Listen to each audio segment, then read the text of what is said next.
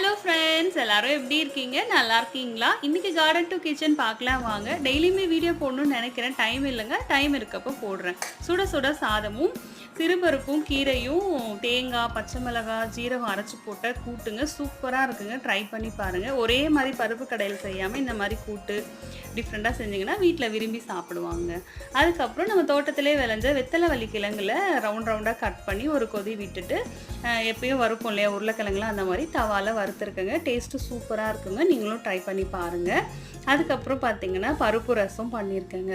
இந்த மாதிரி நம்மளும் ஆர்கானிக்காக விளைவிச்சு அதை அறுவடை பண்ணி சமைச்சு சாப்பிட்றப்போ அதோட டேஸ்ட்டே வேறு லெவலாக இருக்குங்க.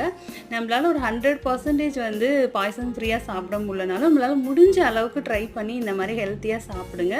நீங்களும் முடிஞ்ச அளவுக்கு ஒரு கீரையாவது ஒரு 5-6 பேக்கில் வளர்க்க ட்ரை பண்ணுங்கள். ஆரோக்கியமாக சமைச்சு சாப்பிடுங்க.